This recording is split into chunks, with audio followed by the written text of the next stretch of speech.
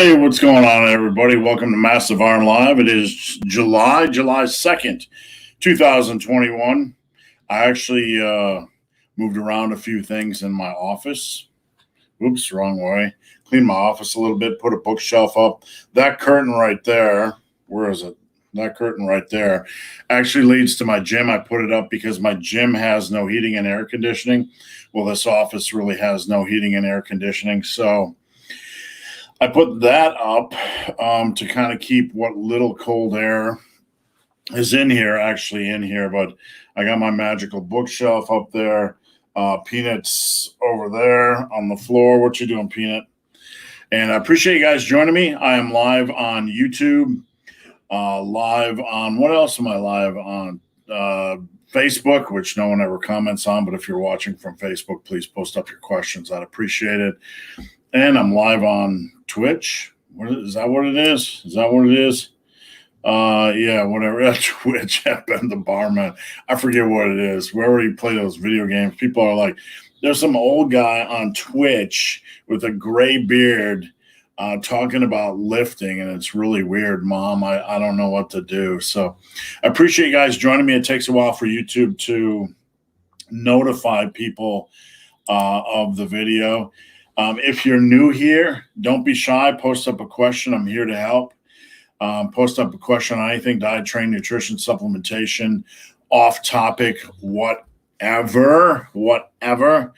Nothing is off limits. I just got a notification from YouTube that I'm live. Thank you very much. And sometimes if your questions are too long, YouTube will not show them. So if your questions aren't going through, try shortening them a little bit. If not, you can hit me up on Instagram, @BenTheBarman, @BenTheBarman. Slide into my DM. I'm a little bit behind on questions. I'll try to get caught up on questions this weekend. But feel free to slide into my DM, share a question, etc. So how are you guys doing? I know in some places, some of my Australian clients are getting locked down again. Some of my clients from various other areas are getting locked down again. So let me know how you're doing and so on and so forth. And happy July 4th weekend to all of you in the States. I hope you guys have fun. I hope you guys enjoy the weekend. I hope you use it as an opportunity to get out and have a little bit of fun and shake off some of those lockdown blues. You know what I'm saying? So let's see what we got. Stein, hello from Norway. Stein is always first up. I need to give Stein a golden avatar for always being first to the party. Just to let you guys know, today's a red day. I'm halfway through number 2, and we got number 3 locked and loaded. I'll be on as long as you guys have questions. So before I dive in real quick, I have been behind the scenes working with an individual. I'm putting together spreadsheets for my major workouts, and I'm going to be putting that up on my website this weekend, so look for that. Basically, these are, I believe, 16-week cycles. You can run them longer if you want, but you plug in your numbers. You can choose some of your exercises. So you get a basic structure. You get my progression approaches. You can plug in your weights and what your workout was, and it'll tell you what to do next time. So pretty cool stuff. Look for that on my website. I got, I think, 4 or 5 different spreadsheets done now, so they should be getting up soon. Stein, how long should it take to go from 90 kilogram on bench to 100 kilogram 4x5? So let's pull up the 1 rep max calculator so we can share some actual numbers with you guys. Let me just share my screen. I like to share real numbers. So since we're talking in kilograms, we got 90 kg, and let's say it is, let's say we're doing 4x5 on 90 kg, I assume. But let's just assume it's a 5er, okay? We got 90 for 5 reps is 101 kg. If you add 1 rep, you're up to 104 kg. Wait. Yep. 2 reps, Oh, wait. Let's backtrack. What am I doing? I'm half asleep here. So let's just do 90 for 5. That's 100 kg, 101 kg max. And when you have 100 for 5, that's 112 kg max. Okay, so that's a difference of 11 kg. How long should it take you to progress doing a 4x5? If you were doing one set, I would say it would take you 2 months max. About 2 months would be a good goal. Because you're doing 4 sets, 4x5, it could take you a while. It could take you a while.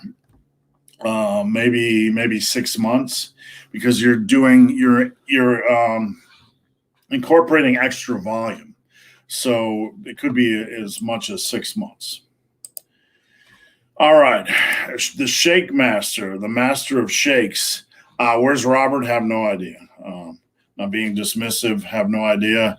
Over a month ago, Robert disappeared off. Well, I found out Robert had disappeared off Instagram.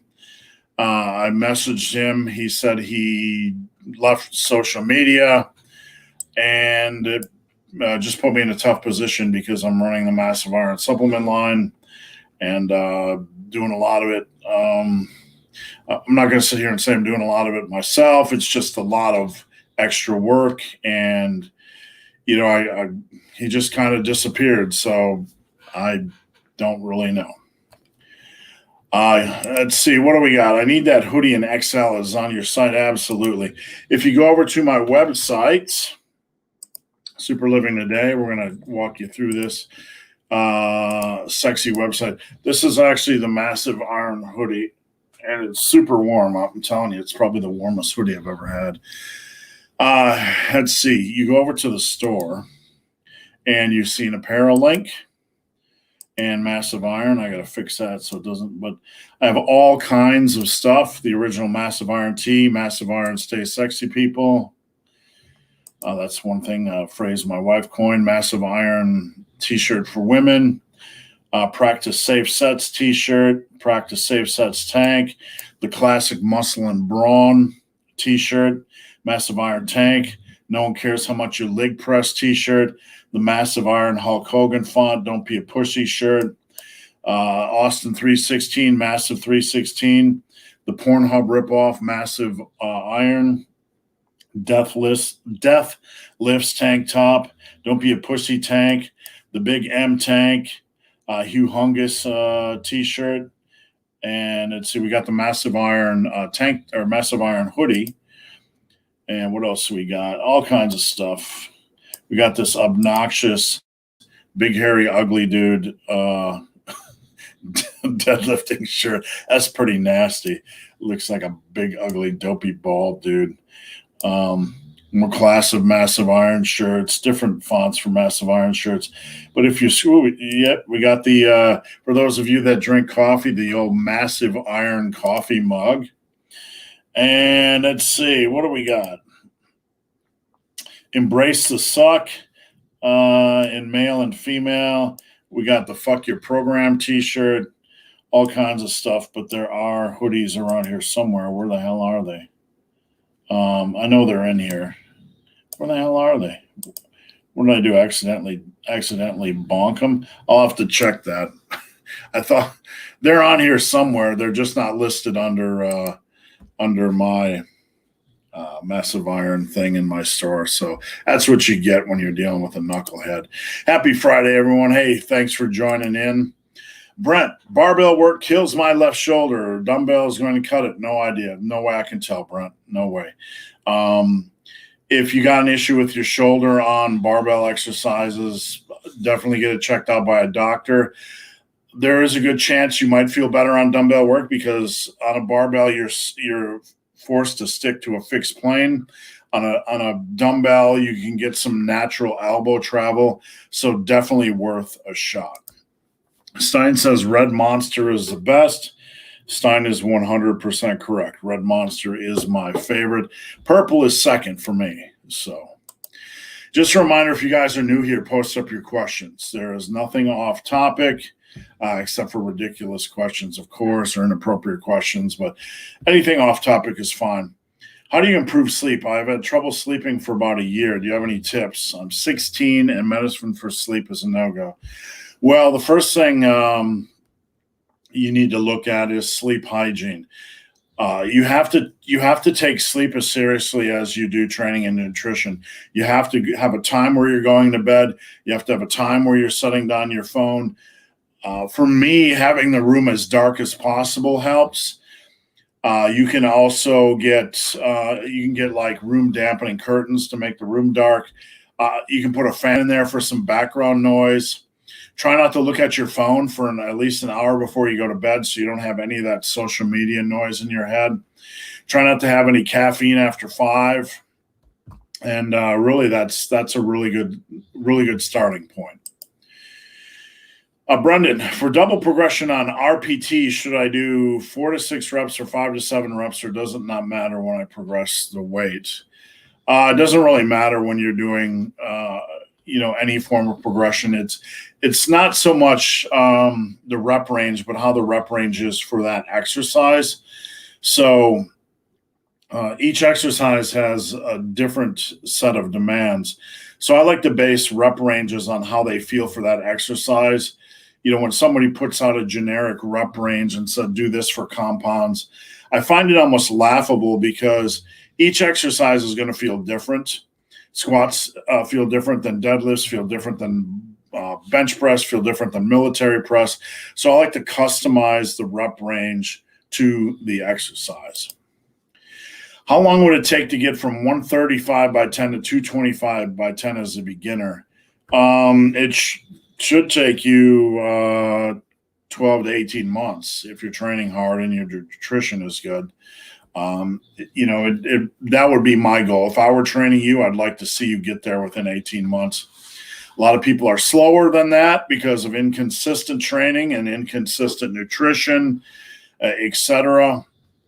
So it could take much longer if you remain super inconsistent, etc. Consistency is so very important. How long would you say it would take me to get from an 80 kilogram overhead press for 5? Currently, I'm doing 70 for 6. Not long, a couple months. You're only looking at, if you're doing 70 for 6 and you want to get to 80 for 6, let's say you need to get 70 for 7. That's 1 rep increase.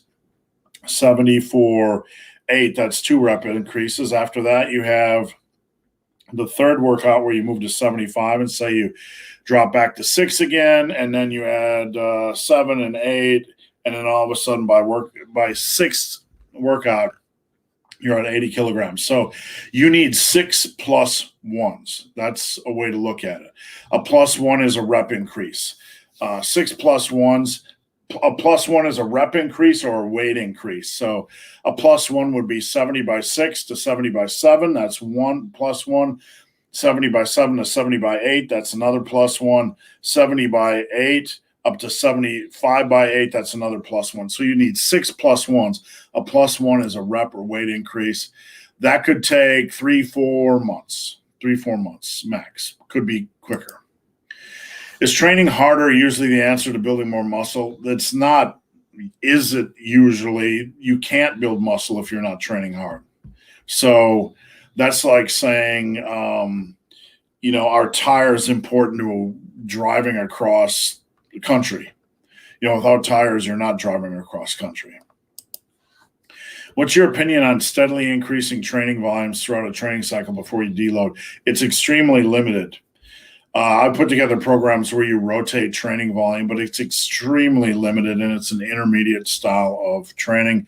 You can go from 2 sets, get to a progression indicator, move to 3 sets, move to a progression indicator, do to 4 sets, etc., maybe up to 5 sets. So you can do that sort of thing where you when you get to 5 sets, but you need to know how to appropriately add weight once you get to 5 sets and once you start back down to 2. So there's a lot of mechanisms under the hood.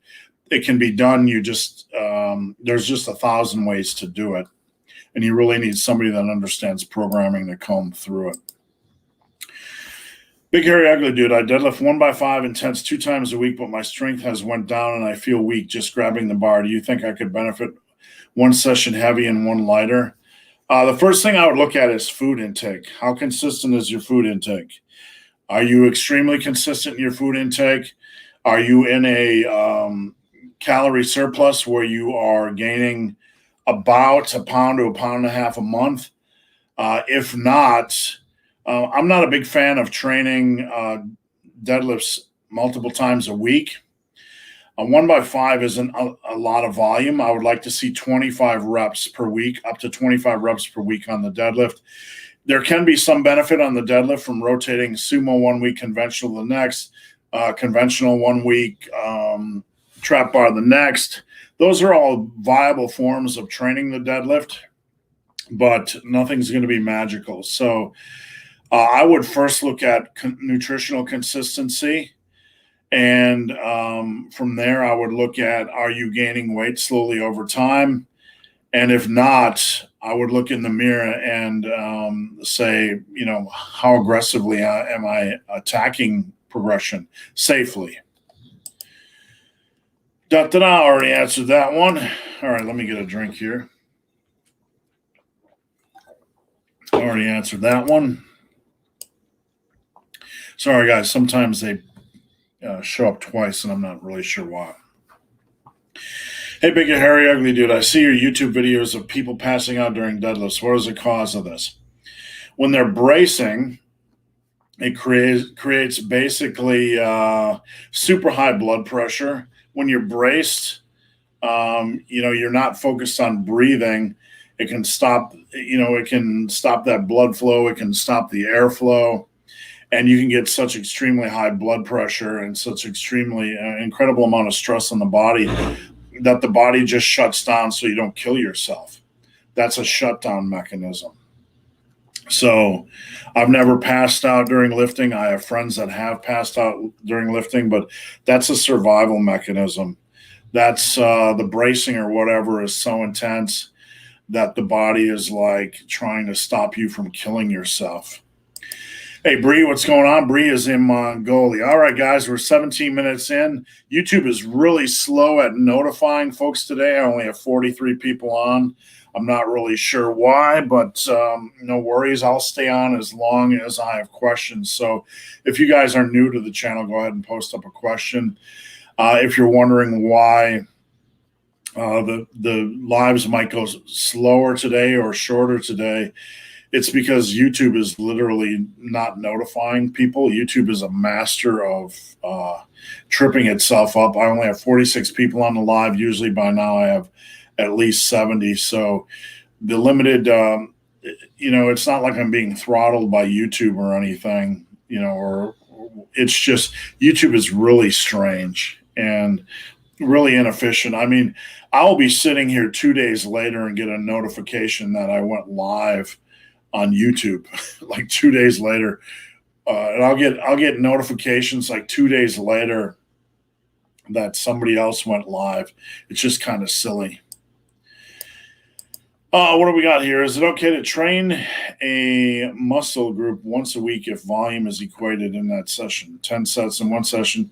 Absolutely. That's what the modern science is telling us. It's not only okay, it appears to be optimal. But more research is needed. Basically, what hypertrophy tells us right now is it doesn't matter how you train. That's from a meta-analysis. That is not opinion. So it doesn't matter. It doesn't matter how you train as long as you make those sets count. Why is it always a battle when I go to the gym? I never miss a workout, but it's always a battle. If it was easy, everybody would be building muscle. There's a lot of factors involved. I mean, you wake up some days and you're like, I'm just not up for it. Just not up for it. And the older you get, sometimes you just swing your legs over the edge of the bed and you're like, I don't want to do this today. I just want to watch a baseball game or something, right?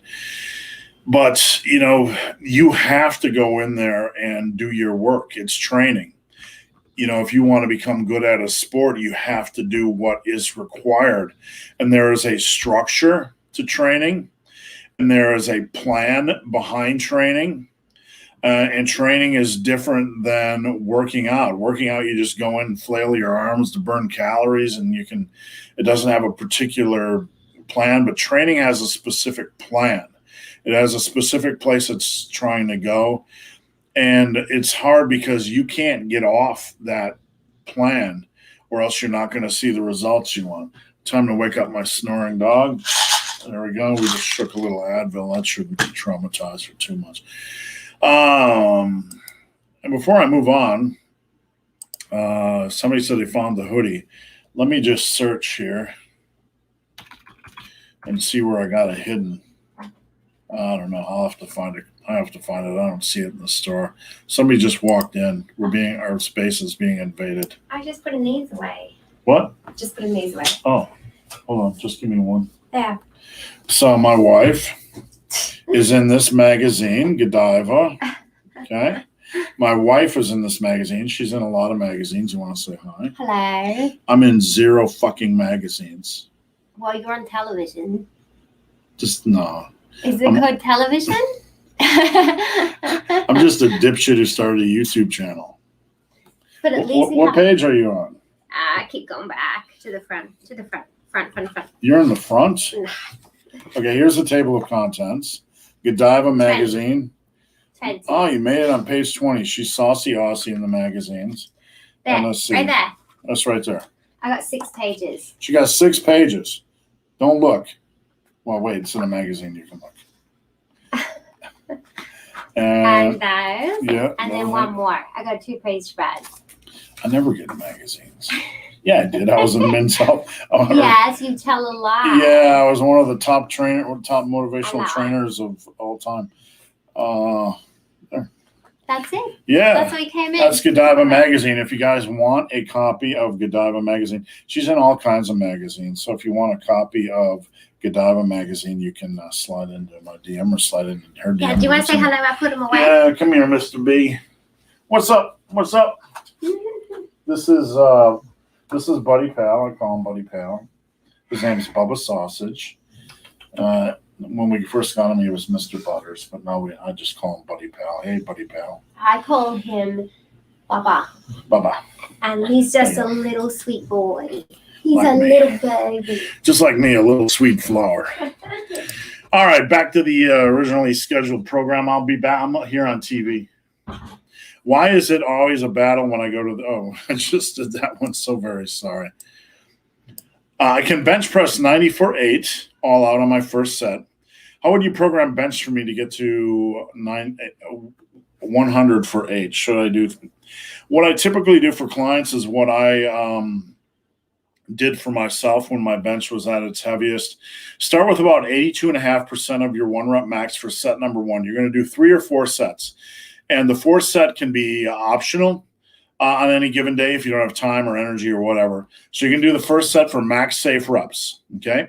If you get 7 or more reps on that first set, you're going to add 5 pounds to that first set next time. Each back off set, you would back off by about 20 pounds. So you're starting, about 200 pounds for 8 reps. Do 200 for max reps, 180 for max reps, 160 for max reps, 140 for max safe reps. So that's a good foundation. And when you hit 7 or more reps on that first set, add 5 pounds. Then you want to work in dumbbell benches over the course of the week, maybe pause, close grip benches, 4x6 reps, and some good tricep work, some single arm tricep work, single arm tricep extensions. You want to make sure you got your overhead presses, 2 variations, dumbbell and barbell, and you're working them as well. But that's a good starting point for a complete program. That requires a little bit more in-depth, structure. If any of you guys are interested in coaching, you can head over to my website. It is only $80 a month. I'm pretty much at capacity right now. There's a coaching tab, but I always have slots for 1 or 2 people. So if you want to get in because there's always 1 or 2 people leaving a week. For example, I had a client join the Navy. or somebody shut down, and they want to pause their training until they can get back at the gym or whatever. But there's a 3-month commitment, $80 a month. There's no commitment, which is $199 for the first month. And after that, if you want to stay on, it's only $50 a month. But I do everything. I'm with my clients every single day. I do their diet, their training, nutrition, monitor everything. If you just want weight loss, fat loss, and you're not really worried about help with lifting, I have that as well. Let's see. Adrian, do you know how I can fix my chest? Left pec is smaller. There's nothing you can do, okay? All you can do is focus on what you can control. Bringing up imbalances is a question I get a lot, and there's no magical solution. My right arm has been bigger than my left arm for 35 years, and this is common. It's common to have one side bigger than the other. The only thing you can do is make everything bigger and stronger using a wide variety of exercises, barbells, dumbbells, machines, isolations, but that's how you train hypertrophy normally anyway. So if you got one that's a little bit bigger than the other, bigger in size, the gap is going to be smaller. That's really all you can do. That's all you can do. I think you're right about the calories. I aim for surplus, I always end up in maintenance. You got to watch, take your weight Monday and Friday, make sure your calories are consistent. I mean, that's the first thing I would look at if I was coaching you. So, it's hard to tell without looking under the hood. Found the hoodie. Yeah, I just don't see it. I don't, thank you for buying the red. I don't know why I can't find it in my search. So maybe it's under sweat. Somehow I didn't, I unlinked it from my, I don't know. I'll fix it. I really want to increase OHP. My last rep is always a grind, though. Should I lighten the weight? No, lighten the weight's never a solution. That's allows you to get weaker. Grinders are good. Those reps that are hard, that you're fighting for it, those are the golden reps. Those are the ones that create the most hypertrophy. So grinders aren't something to avoid. Grinders are actually the most, probably one of the most productive reps. If you want to increase your OHP, you really have to just look at it rep-wise. You want to add 1 to 2 reps a month on sets. And if you're doing so, then you will be in really good progression. That'll add up over the course of a year to rock solid overhead press progression. Which is worse, running in the heat or lifting? Very good question. I would have to say I would rather run in the heat because I'm outside. Generally, running on a trail, I am in the shade, and there's more distraction when you're running. You get to see trees and nature and terrain variations and stuff like that. So I would definitely take that. If I'm lifting back here in the heat in this box and no airflow and, the same song you've listened to 458 times before, I would definitely rather run in the heat. So, guys, we're about a half an hour in. Keep the questions coming. If I get no questions, I have about 3 more left. If I have no more questions beyond that, I am going to jump ship. I'd like to stay on longer, so post up your questions now.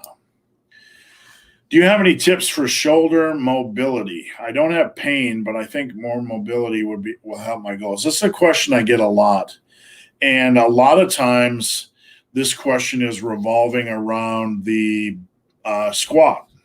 And I'm not saying this is necessarily the case for you, Dennis, but for a lot of people, it can be tied to the squat. They'll try to do this narrow grip squat and they'll grip and they can't get under the bar and they'll go on some lifting group or whatever and they think it's mobility and all the inexperienced lifters will think it's lack of mobility. In reality, as you build muscle, like on your traps and your back, it's going to be harder to get your arms back. You do not have to keep your arms right here during a squat. So try, if that's the case, try widening your grip if this is tied to the squat. Beyond that, I'm not a mobility expert, and I'm never, proclaimed to be a mobility expert. I'm not trying to be dismissive of your question, but there's other people out there that deal with mobility. Mobility is not a passion of mine, so I would hunt down somebody that is a mobility expert. How often to bench per week? Well, it really depends on goals. If you are after general muscle, once a week with a really good program is okay. I built up a big bench on only once a week. With that said, if you are after a lot of muscle and a big bench, probably benefit to doing twice a week. All right, Ahmad, I can't lift weights for 10 days while I lose muscle. No, not really. I get stronger after a week. 10 days is probably pretty good. You're not going to, there's no reason to sound the alarm. You'll be fine. Just listen to your body when you come back. It will have been a while since you have lifted the last workout. So if you have to drop the weight just slightly, for that one workout back, that's okay. So Robert is not going to participate in the live streams anymore. I'm okay with that. More focus. That's correct. No hard feelings, but he just disappeared off Instagram. I've been trying to help him grow his brand for a while, and he just disappeared off Instagram, off social media. So, it is what it is. That's just a fact. It's not an opinion.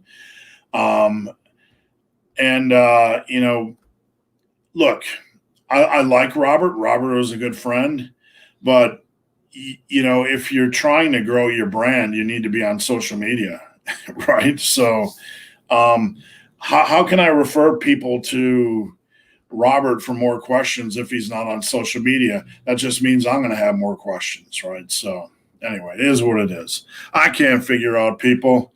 If you ask me to try to figure out people, the older I get, I have no fucking clue what anybody's doing. Big, hairy, ugly dude failed on squats today. The crumpled crawl of shame is something. Yeah.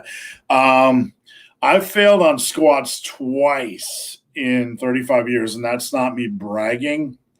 That just shows you how paranoid I am about failing on squats. I would always stop with a couple reps in the tank. I believe that's safer overall on squats, but it happens sometimes. I failed on a rep with Alan Roberts. We were both trying to squat, I don't know, some ridiculous amount of weight in the gym, and we both failed on that workout. So tips to stay tighter out of the hole.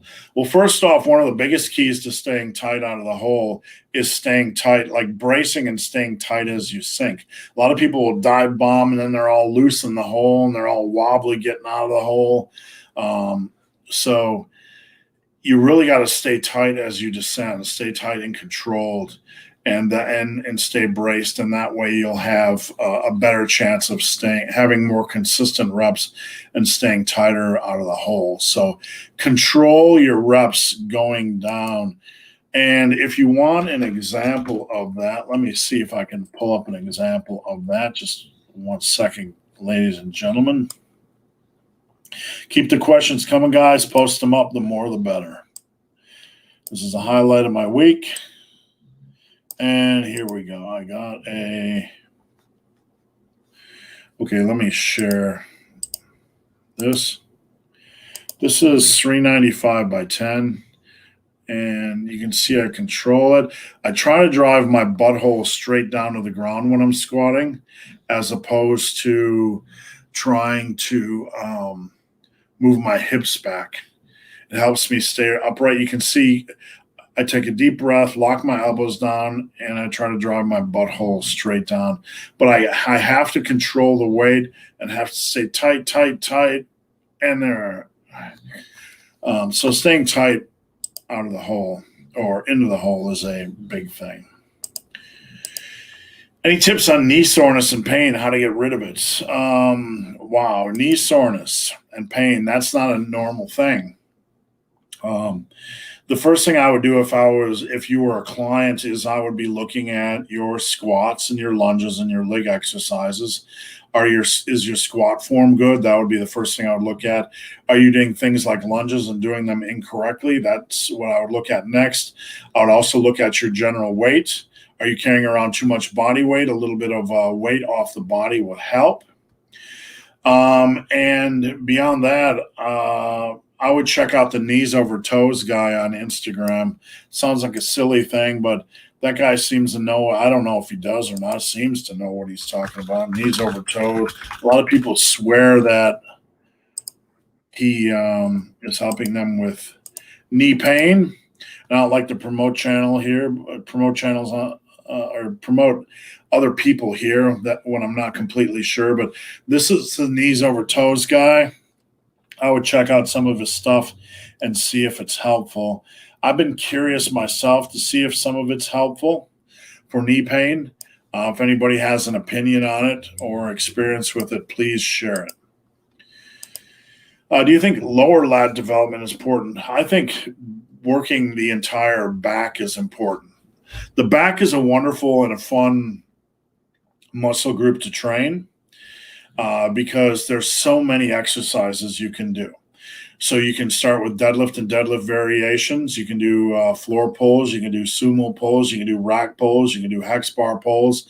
Then you can do pull-ups, assisted pull-ups, band pull-ups, lat pull-downs, Australian pull-ups, inverted rows, T-bar rows, single-arm T-bar rows or Meadows rows, barbell rows, Yates rows, Pendley rows, dumbbell rows, two-arm dumbbell rows, machine rows, single-arm machine rows, just so many good exercises for the back that I think it's important to have a wide variety of exercises targeting your back. And I'm a big fan of rotating movements every other week. So you don't really want to get more than 2 weeks out from a movement, but I'll do barbell rows 1 week, dumbbell rows the next, and I'll rotate between those two. I might rotate between lat pull downs and seated cable rows or whatever. So I'm after as much muscle as possible, and I want to hit the back with as many exercises as possible. We got snoring again, so we're going to wake her up. Wake up, Snorri. All right. Any tips on bench press grip width? This is actually a good question. It's something that's been coming up a lot lately. When people are come to me, I'm noticing that their bench grip looks where my close grip is, or even inside of it. So I'd see a lot of people that just kind of grab the bar and go for it. That's okay-ish. But you got to understand, the wider your grip, the more it's going to target your chest. The closer the grip, the more it's going to target your triceps. So I like having a closer grip bench variation and a more wider, what I would call wider. So wider starts at pinkies on rings. Okay, pinkies on rings. That's the start of wide. You can go upward. Right now I'm on middle finger on rings on my wide grip bench. That feels comfortable. That's about as wide as I want to go. On the close grip, on your barbell where you have the smooth and then the start of the knurling, I'm trying to figure that out. If the start of the knurling is right here, then I will put my thumb right at the start of the knurling, and that's where I do it's so hard to get this camera. That's where I do my close grips. So is it important? It's a good idea to have an awareness of it, because a lot of people have a close grip bench when their wide grip or normal bench is actually a close grip bench, and it's working their triceps a little bit more than they would like, and a little bit working their chest a little bit less than they'd like. All right, let me get a drink here. Starting to get a little bit warm in here. All right. What's your bicep routine? I do easy bars, either 21s or straight sets, depending on how I feel. If I'm doing straight sets, what I'll do is I'll grab my easy bar, put it on the bench, Put on 2 10-pound plates, do 8 reps, put on another 2 10-pound plates, do another 8 reps, another 10. Instead of 10s, do 8 reps. I keep adding weight until I get tired, and then I'll do like 2 or 3 working sets. I also do dumbbell curls, and I'm a big fan of doing a couple of variations on the cable station. So we all know what a chin-up is, but I like to do a reverse grip lat pull down where the movement is complete, it's slow and controlled, and it's completely a bicep contraction. So I'm completely focusing on pulling my elbow down with my bicep rather than driving it down like a lat motion. On a seated cable row station, I like to do basically the same thing. So I like to do this, and then I'll curl it up to my face. That's one of my favorite movements, a movement you don't really see a lot on social media or lifting sites. I'm 18 and injured because of overhead pressing, and I can't train for a month. Am I going to lose much strength? I mean, I don't know what to tell you. You're injured. You know, you're away from training. You're going to lose a little bit of strength. So the only thing I can really tell you is strength that you lost comes back much more quickly. Always does. So don't worry about strength you lose. It comes back quickly. Maybe Robert needs some time off. What do we got? DQ Patrick lost 15 pounds from being sick and not eating much for the last couple weeks. I've lost a bunch off my bench and keeps failing. How do I get this turned around? Get that weight back up, consistent nutrition, patience. You can't force strength because you had it, but it will come back. So number one is consistency in nutrition. Get your nutrition consistent. Make sure you're gaining that weight back slowly and steadily. And don't try to push and do ridiculous things on your strength. Let it slowly come back naturally as it wants to. It will.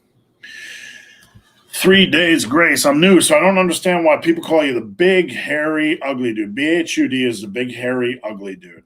And it's just something I've been doing YouTube a long time, 9, maybe 10 years. I can't even remember. Somewhere along the line, let me see if I can find the original big, hairy, ugly dude. Somewhere along the line, I just started making fun of myself. You know, the big, hairy, ugly dude. Good grief. I just don't search that on DuckDuckGo. That's let's see, Steve Shaw transformation.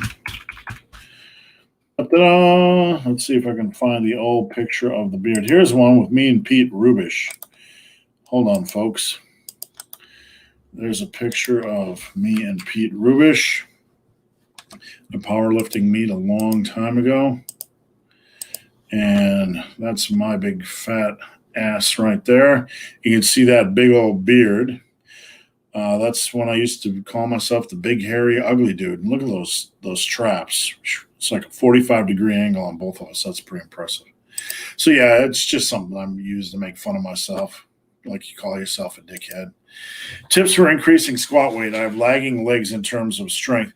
The biggest thing I can tell you is don't simply rely on squats. You know, the squats are obsessed about to the point where they're made to be viewed often as the only thing you need to worry about, which is not true.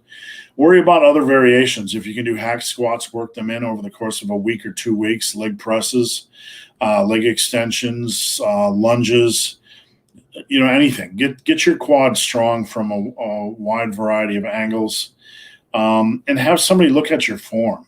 Have somebody look at your form and your programming and make sure that it is balanced and conducive, and there's a, you know, to squat progression, and that there's a reasonable progression approach. Stuart, greetings from England. If you could train with any golden era bodybuilder, who would it be? Very good question. It'd probably have to be Tom Platz. When I was really, though, I would just like to be in the gym with all those guys, that used to just hang out together and train, from Danny Padilla to Arnold to whatever, just to see how they train in person rather than just looking at numbers and words.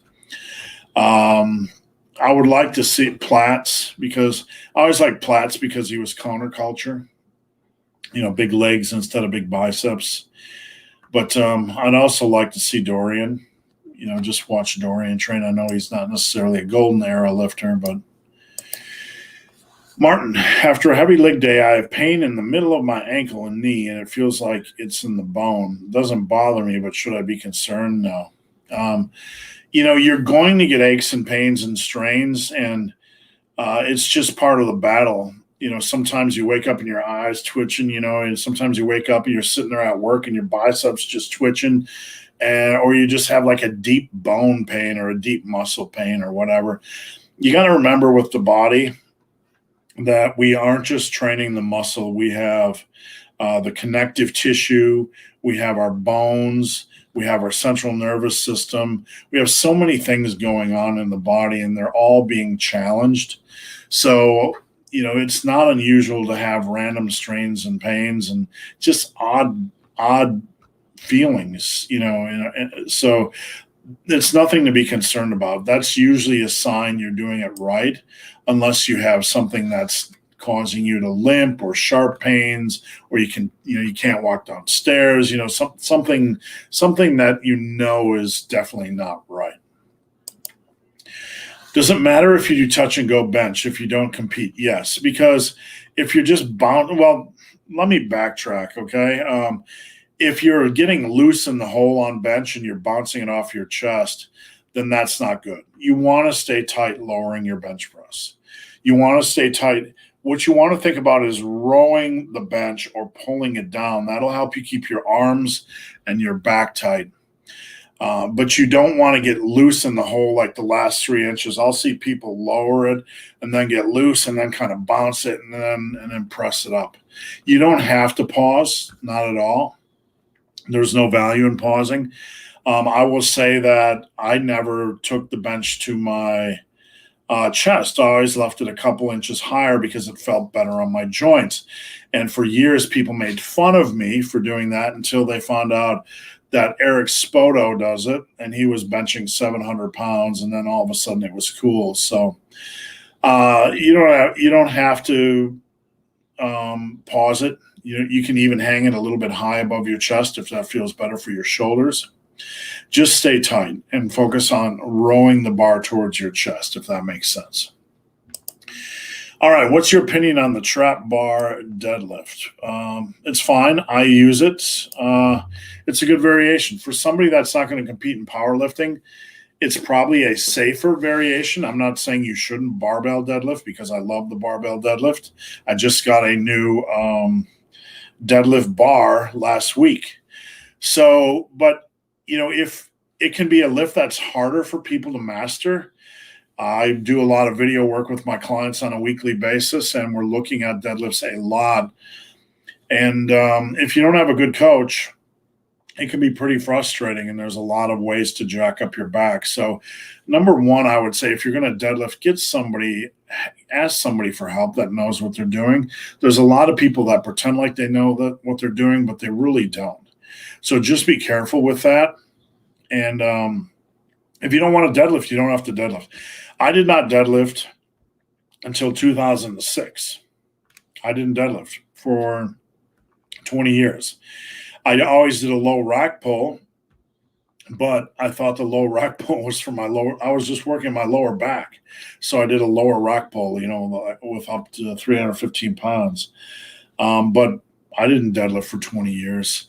If you want to deadlift, that's absolutely a fine variation. It's better on your lower back. It's more leverage friendly. So in a perfect world, if you're serious about the deadlift, but you want to mess around with the trap bar, alternate every other week, trap bar and floor deadlifts. That's a really good way to train. That's nothing wrong with that at all. How big is the difference between 10 weekly sets and 14 weekly sets? it depends on if you're working hard, right? If you're training hard. The difference is going to be minimal. And here's what I mean. Either way, you're going to be starting out. Let's take chest, for example. You start out with, these are just generic numbers. I'm not giving you a program. You start out with 3 sets of bench, and then you move on to 3 sets of dumbbell bench or incline dumbbell bench. And then you do my protocol of 2 sets of dips supersetted with max rep sets of push-ups. So you have a superset in there. So you do that twice. You're at 8 total hard sets. Let's say from there you want to do a machine chest press or a pec deck or cable crossovers or flies, and you do 2 or 3 sets, right? So you're at about 10 or 11 sets. That's about where you put the kibosh on things. You've had enough. From there, if you wanted to add in 3 extra sets, you're likely adding in 3 extra sets of a more moderate exercise like a machine chest press or an isolation exercise. So the difference between 10 to 11 and 14 weekly sets generally isn't going to be much because you're adding in a couple, 2, 3 extra isolation sets. And for a lot of my clients, I encourage them, if you're at the end of a workout and you have a little bit of extra gas and you want to do a couple extra sets of something, go right ahead. So the difference generally is minimal. After a power Olympic bar, what would you recommend? After a basic Olympic bar, what would I recommend? This is a good question, Dave, because my opinions are changing as I age. And with squats, not only from the average male being bigger and old, bigger than they used to be, but just for overall shoulder health, the safety squat bar is relatively inexpensive. I'm going to go over to Titan Fitness. So, it's kind of a toss-up between a trap bar and a regular Olympic bar. A trap bar, I can do trap bar rows. I can do trap bar upright rows. There's some exercises you can do on there, not just the trap bar. So there's an argument to be made for that. And, for the average, along with the trap bar, if you are somebody that is just a recreational lifter and you want to save your shoulders, and like you're trying to save your back by doing trap bar deadlifts, there's a lot of argument to be made for having this in your home gym. And it's only $290. I have one. This is what I used. Wait. I have a Buffalo bar, but I actually prefer this. Let's look at specialty bars. Barbell specialty. I'll show you what I actually have. I went 1 step extra for my, and I think I bought it on here. Maybe not. Oh, I bought this rackable cambered bar. It's actually less expensive, right? It's actually only $184, and that's what I squatted with yesterday. That's exactly what it looks like in my rack. And, you can get, the only reason I got this rather than a safety squat bar was because it's $184, right? So all I had to do was have my wife sell a kidney, and so I was good. So what bar would I recommend? If you're building a home gym, I would probably recommend the Hex bar and like a safety squat bar or this rockable cambered bar. Save your shoulders, save your shoulders on squats, save your back on deadlifts. Let me get that out of here. Is there a minimum per session volume? We have to look at weekly volume, Sebastian, because that's really the driver. That's really what hypertrophy experts are at. And when we look at reasonable minimum weekly volume, you look at guys like Brad Schoenfeld, and he's talking about 10-ish sets per body part, major body part. I'm looking at like 10 to 12, or usually 12. Let me pull up the calculator here for you guys. And we're going to do some magic. Where are we? Share. Let's see if we can share the calculator. Okay. Can you guys see the calculator here? Okay. So you got 12 sets for chest, and then 12 sets for back, 12 sets for shoulder, 12 sets for quads. Schoenfeld is at about 10. I'm going to move you about 12, okay? So we're at 48. Then we add in 6 for biceps, 6 for triceps. What are we missing here? Maybe 3 for calves, maybe 3 for abs, maybe 3 for traps, maybe 3 for something else. I don't know where we're at. 72 weekly sets is about where I come in. Those are hard sets, training the whole entire body. That's 4 workouts of 18 sets a week, and that's about what my clients get. Some of them, a lot of my clients do reduce the volume a little bit because I give them an upper lower flex schedule where they do maybe only 3 to 3.5 workouts a week. So the volume is reduced a little bit. It's okay to reduce that volume a little bit if you're working hard. So if you are in Schoenfeld's world and you do 10 plus 10 plus 10 plus 10 plus, extra 24 for back off, you're looking at about 64 at minimum, maybe even a little bit higher because he might advocate more sets for the minor muscle group. So it's not so much my dog's getting a master's degree in snoring today. It's not so much sets per session is sets per week. And really you're looking at arguably about 70 quality sets for the entire body per week is a good sweet spot. But the reality is we have to be pragmatic about that. And what I mean by pragmatic is, where the rubber hits the road. A lot of us are older, have jobs, have demands, have businesses, have kids, we're in school. So we might have to drop that down to 55 to 60 per week on average. And that's okay as long as the sets are hard. And how that shakes out per session, usually 18 sets per session is where 17, 18, maybe 16 hard sets per session is about my limit. After that, I need to get out of the gym. All right, guys, let me get a drink. Post up your questions. You guys are rocking. YouTube's finally rocking. We're back up to normal. We're an hour in. I'll stay on as long as you sexy people have questions. We're done with that one. And we're moving on to number 2. I'm a baseball fan as I open my next one. I got a TV right here. And while I'm working on client work, I have MLB games rolling all day long, just as background noise, just in case you're wondering. Glad I finally caught the live stream. I was going to ask you guys, anybody listening right now, I'd really like you to vote. I was considering moving these to Saturday, and I'm not sure if that would be better or worse for people as far as being able to view, or maybe even Sunday night or Sunday. I don't know.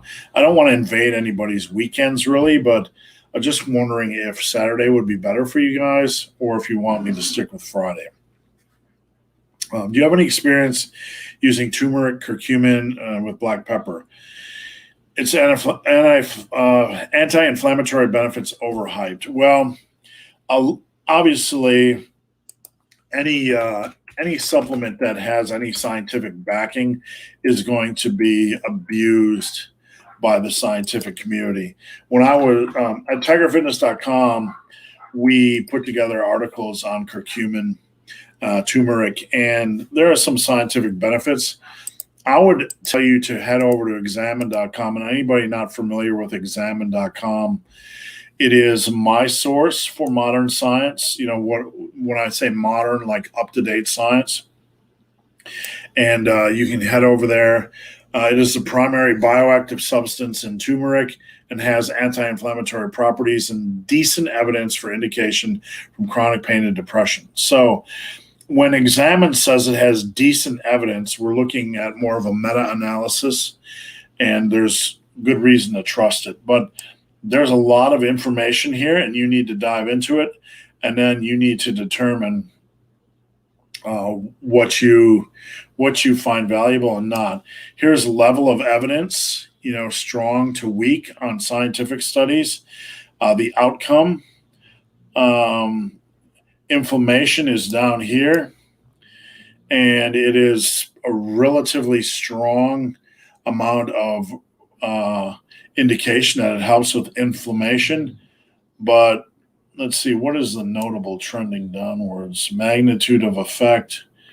Maybe these are trends of recent studies. So consistency of research studies, very high, but there's only 6 studies. So is it worth trying? Yes, because it's inexpensive and the current science says there's some good indication that it could be beneficial. Is it a miracle? No. All right. I have a family member who is obese and diabetic, skinny arms and legs and huge belly. How do I go about helping them lose weight? I get this question a lot, and there's nothing you can do to save other people. There's just not. I mean, our job is to love other people, be kind to other people, care for other people. I have family members that are in poor health, and I can't save them. We need to, part of the maturation process in life is understanding your role in other people's lives. It's okay to care about people. It's okay to worry about people. It's okay to encourage people, but it's not okay to be obnoxious. And the best thing we can do is love them where they're at. And, it's okay to be honest with them, but in the appropriate way by saying, hey, I love you. I'm concerned about your, I'm concerned about your health, but you really have to have that kind of relationship with folks. And if they're not concerned, you just got to enjoy the time with them and let them be who they are. If I bench 110 for 12, do you think I could get 120 for 5 to 6? Well, let's look at the handy dandy calculator and see what the calculator says. Let me screen share. I spent a lot of time on here because it is an invaluable tool, strengthlevel.com. If you can do 110 for 12, that gives you an approximate 1 rep max of 154, and we're talking kilograms here. And you're looking for 5 to 6 reps. Let's see. Let's move it to 120. Let's go 120 for 6, okay? 120 for 6 is actually a lighter 1 rep max. 110 for 12 is 154 kilograms max, and 120 for 6 is 139. So, yes, you could do 120 for 6 if it was fresh in your first set. 120 or 110, you should be able to do for about 8 if you're able to do 110 for 12. So I hope that helps. Any tips on preventing or helping DOMs? Not preventing. Muscle soreness is just a sign of proper training, and it's not going to be the same with each muscle group. It's going to vary with each muscle group. It's not something you want to try to prevent. Your goal is to train hard. But as far as helping active recovery, not something that's going to kill you or tax muscles, walking, hiking, things like hot baths, which can relax the muscles or get some blood flow in the muscles. That was always one of my favorite ways. Maybe a sauna might help if you have access to that at your gym. Having the hardest time growing my legs and calves, been consistent and progressively overloading. One of the best things I've been doing for calves for my clients is a seated calf press, and you can do these at home by putting a barbell on your knees, and if that hurts your knees, get a comfort pillow to rest it on. Put your feet on 10, 25-pound plates to get a little extra range of motion. What you want to do is 2 to 3 sets twice a week of seated calf raises. You want to do 1001, 1002, 1003, hold for a couple seconds, and then 1001, 1002, 1003 down. You want to do 10 to 12 reps, and you want to progressively overload using that. And if that doesn't make you sore and that doesn't make your soleus of your calves grow, I would be shocked. Legs, I touched on this earlier. You want to do a multiple exercises. leg press, hack squats, squats, leg extensions, lunges are a good base. So multiple exercises. Don't just rely on squats because everybody is different. Squats are not the most effective for growing legs for everybody. Is squatting okay for people who have had knee joint replacement? There's a lot of variables in there, and I would talk to your doctor, of course. I've never had knee joint replacement. My mother did, but she was very old. And I think a lot has to do with the severity, and a lot has to do with your weight. I am not an expert in this.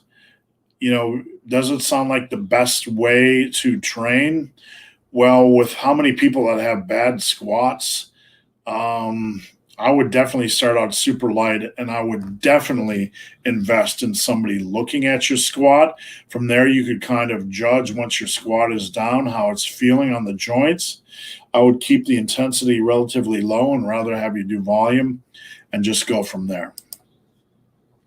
Any cosmic event you wish you could observe? Very good question, Dave.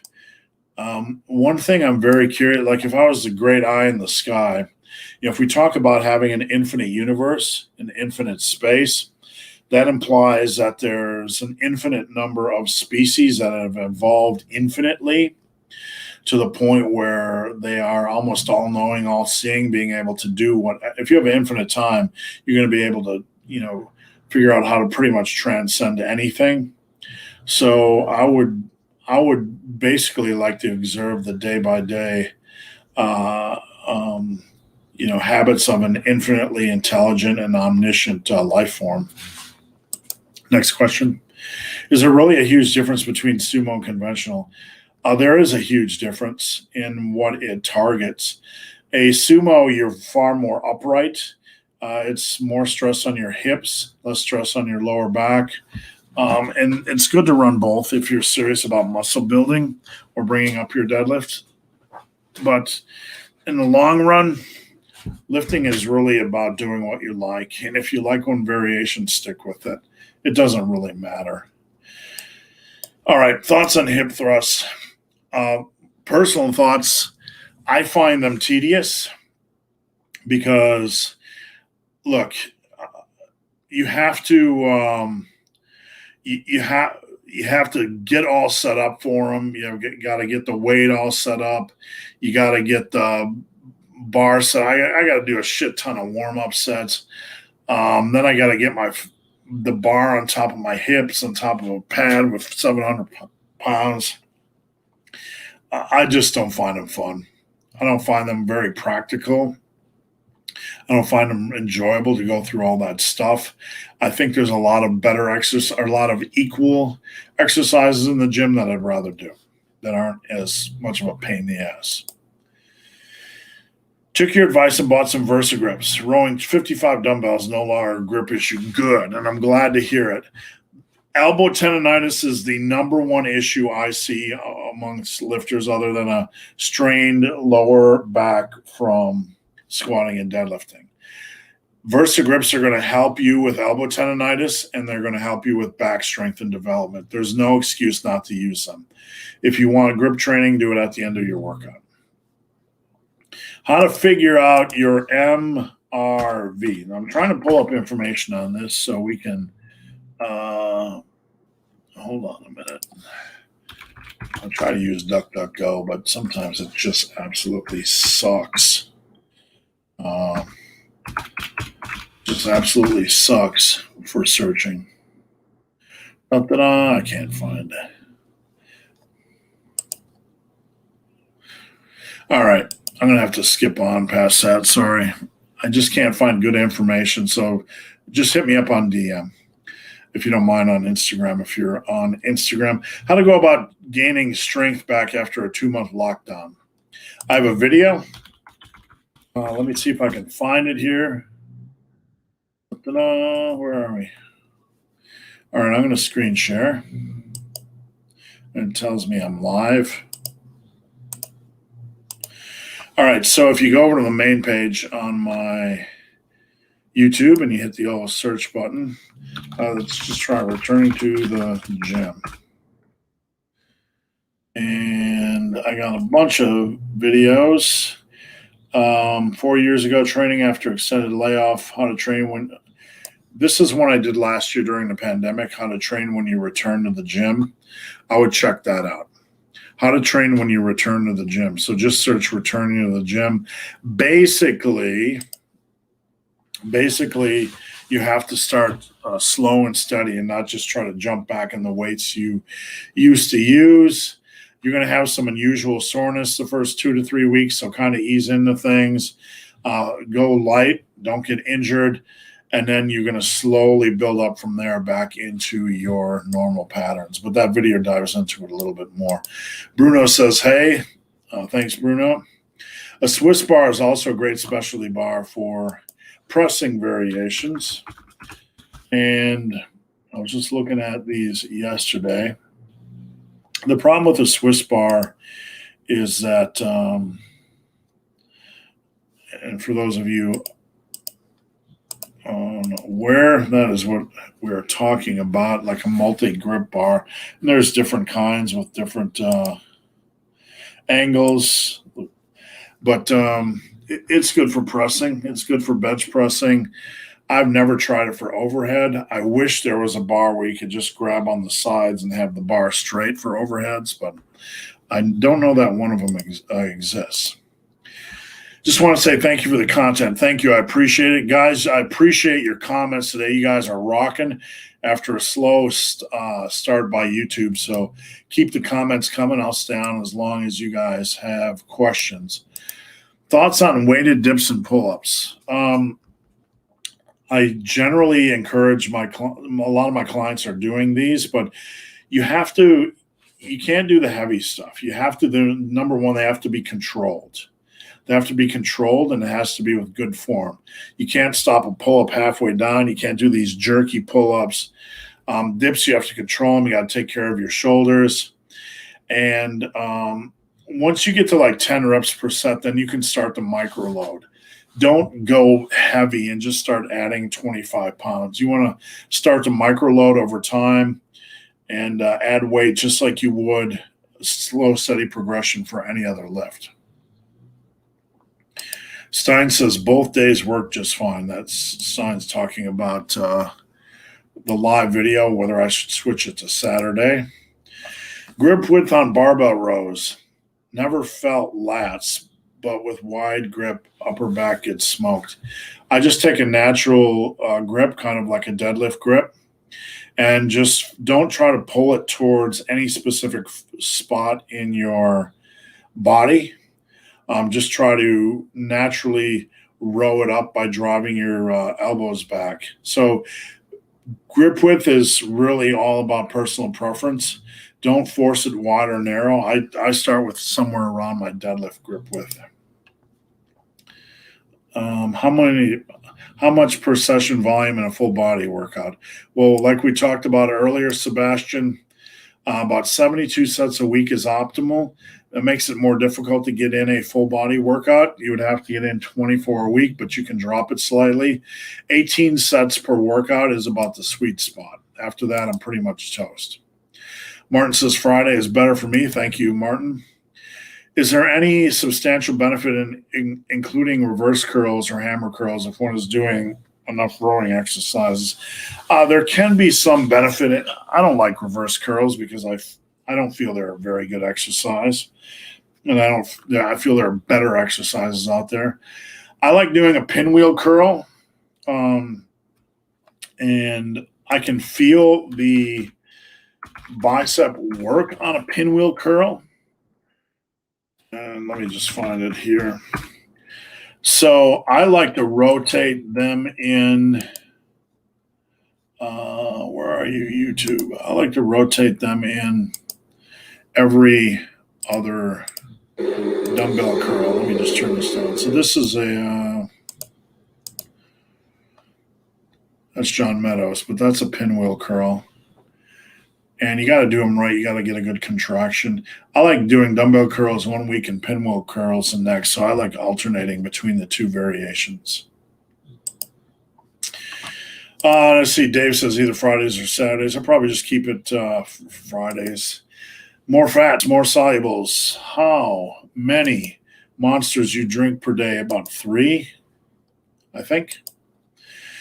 Deadlifts on a day after pull-up work from your 12-week program. I'm not a big fan of deadlifting with any lat fatigue. You really have to be careful with that. Your lats might feel fine. You might not even notice they have lat fatigue, or you might not even notice you have lat fatigue, but when you go into deadlift, you just generally feel weaker. So I like to have a rest day before deadlifts in nearly every case. But I do not like back work or trap work or bicep work the day before deadlifts. I like to pose in the bathroom because of the better acoustics. Well, there once was a song that said, I like big butts and I cannot lie. So whatever works for you. Thanks for the deadlift tip. By the way, are you still going to sell supplements even though your butt is no longer involved? I still have Creatine Plus. The company we started, Massive Iron Supplements, was with me and Robert. So I'm not going to discontinue selling supplements, but I am not going to order the next round until I talk with Robert and figure out what is going on. Let's just put it that way. How many hours do you sleep per night? I make sure when I hit the bed that my alarm is set for at least 8 hours and 45 minutes from when I put my head down. So I set the alarm either for 8:45 or 9. And usually I get 8 hours of sleep. I usually fall asleep very quickly. On the weekends, occasionally luxury, I get to set the alarm for 9.5 hours ahead. I have the Archon MG bar. Let's see. Let me just pull this up. Peanut's snoring again. She is like a professional today. Archon MG bar. Peanut, wake up. All right. Multi-grip Olympic bar. Yeah, it looks... The issue I have with things like for me, it's not a bad bar. I'm not saying it's a bad bar, but I want a bar that has an open space in the middle so I can grip neutral on the outside and not have this big space on the right there, kind of blocking, trying to smack me in the chin, if you know what I'm saying. What the heck is this thing right here? A trap bar? That's a lot of calculus right there. That's an interesting one. All right, what do we got? Any advice for someone who started lifting in their 40s? Yep, you got many good years to come. Many good years to come. I didn't get to my strongest till I was 49, and my best training years were in my 40s. Just listen to your body. You might, once you get a reasonable degree of strength, you might need to rotate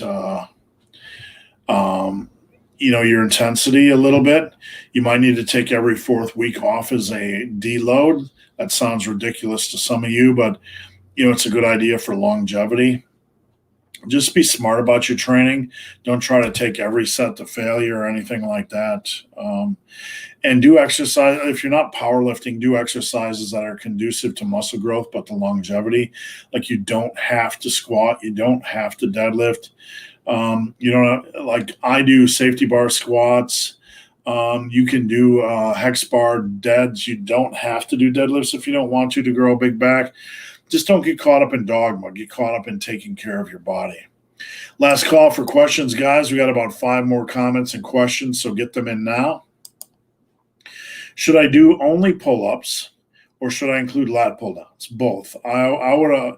The answer to these questions are always both for me, because each exercise has a different set of demands, and I'm a big fan of doing both if you can.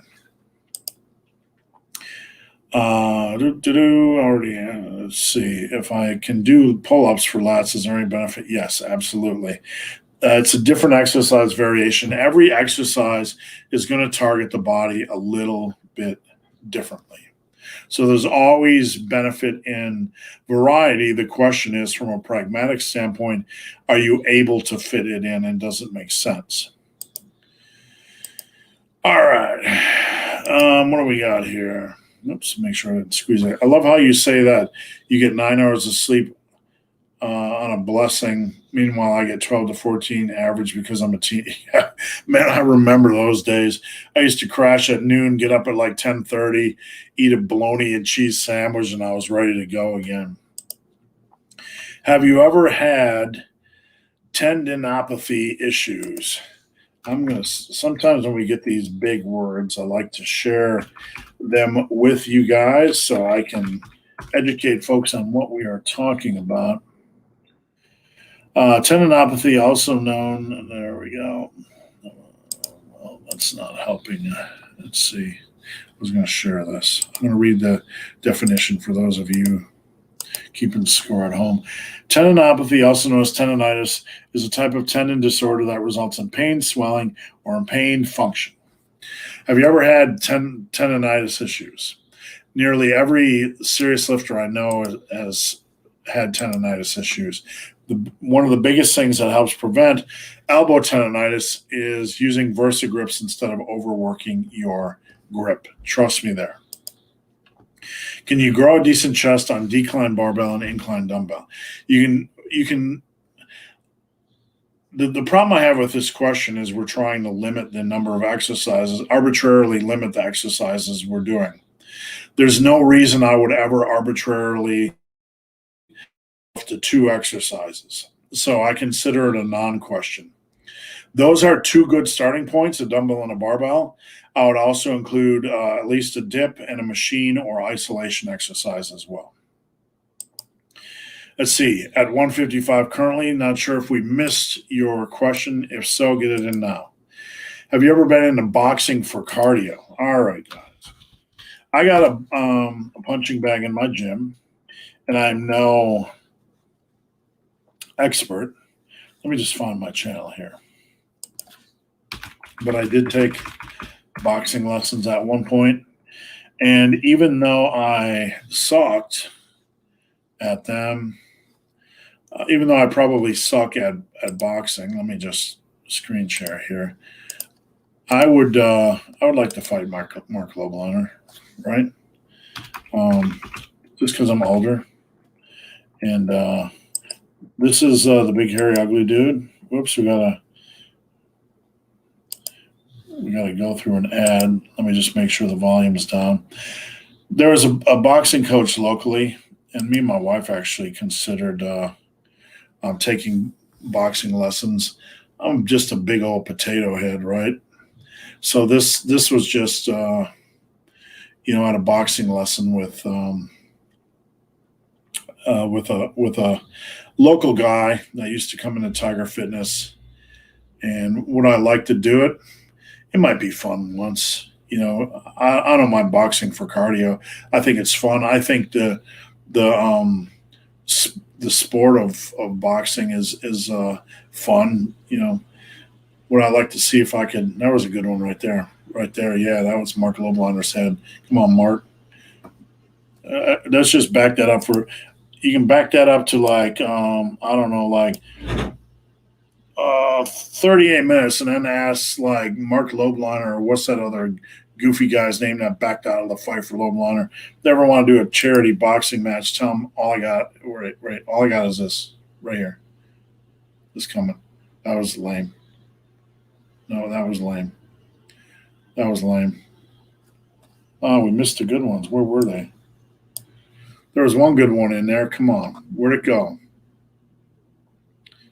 There was on my screen. There, right there. That was the only good punch I threw in my life. All right.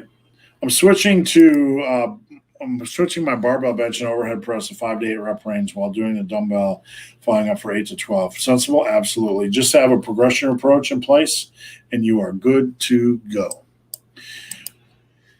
Any tips to feel my chest activation during bench? You don't want to feel your chest during bench. It's a compound movement. You want to focus on form on your bench. So on bench, you want to focus on form and controlling, the weight during compound movements. And then when you get on to less intense movements, then it's okay to try to focus on chest. You just want to kind of control the movement. Sometimes just touching the movement during cable crossovers can help, but don't try to focus on them during bench. Do you think that for triceps, using a cable before a free weight to warm up the joint has merit? Well, if you're done with your regular work and you're moving on to triceps work, you can do a cable before a free weight. I did that actually yesterday or the day before on triceps. I did single arm cable tricep extensions, and then I moved on to close grip bench. Nothing wrong with that at all, as long as your body feels good and it makes sense to you. I really have bad tendonitis on the outer area of my left arm. I've adapted my routine to neutral pulling. You need to get some VersaGrip Pros. VersaGrip Pros. I can't stress this enough. I tell every one of my clients, get VersaGrip Pros. I used to have brutal elbow tendonitis. I have no affiliation with these guys. I don't make money from this, but all the grip work you do on back day is going to contribute to elbow tendonitis, and using VersaGrip Pros over time will help. Another elbow tendonitis question. Thank you so much for these weekly Q&As. You're welcome. I was previously eating 2,300 calories and maintaining my weight of 160. Now I'm on a lean bulk eating 2,300, but I'm losing weight for 5 days. It's interesting you mentioned that, because one thing I find as coaching is that I will have some clients that will, and I got a client named David who we were laughing about that this morning. We had to slowly lower his calories to about 1,800 to get consistent weight loss. He got his weight down to under 180, and then we've been slowly bringing up his calories. Now he's up to close to 2,800 and still losing weight. So I have seen it a couple times where I will have clients who, you kind of slowly lower their calories to keep that weight loss going. And then when you start to bring them up, they continue to lose weight and they feel hungry all the time. So it's not unusual. 5 days isn't really long enough to know for sure whether you need to make a change. I would push that for another week or two, give it a little bit of time, and then, report back. Let me know how you're doing. How do I find out my genetic natural potential? Pretty easy, basic formula. And this is not a rule for everyone, but it's pretty damn close. It's 98% close. So if you think you're going to smash these numbers, you're nuts based on what we know. If you're 5'10", your genetic natural potential, lean body mass, if you had no fat at all, would be 178 to 180. So for every inch you're above or below that in height, you take off or add 4 to 5 pounds for bone, blood, all the other stuff in the body. So if it's 178 to 180 lean body mass for 5'10", for 5'8", it would be about 170, 172. If that makes sense. You're welcome. Any tips, sir? I want to do a lean bulk. After going from, just be patient. That's the main tip. Don't rush to make a calorie adjustment. Watch it for another week or two first. You're welcome, John. Second season of B Summer was too short. Let's see. For those of you not familiar, that's Black Summer. That's one of the shows we were watching. Definitely too short. I wish there was more to it. All right, guys, I'm all done. You're welcome. I appreciate you guys joining me every Friday. I'm here at 11 Eastern. If you need any more help, we just got a question and I'm not going to let it go. Which muscle group do you think people overcomplicate the most? Overcomplicate or do stupid shit with? I think chest, at least people get variety. In arms, people get variety. But when it comes to legs, sometimes it's all squats. And I don't know if you call that overcomplication or just stupid. Head over to my website, guys, superlivingtoday.com if you need coaching. I've been coaching forever. I have a lot of great success stories. I'm with my clients every single day for only $80 a month. I do your workouts, watch your nutrition, watch your weight, watch your exercise form, every damn thing for $80 a month. I have workouts over there. I have apparel over there, and I would appreciate you guys' support. I have books over there, like real books that you can hold in your hand. So go check that out. And if you can, connect with me on Instagram at Ben the Barman. All right, guys, have a great weekend, and we'll see you next time.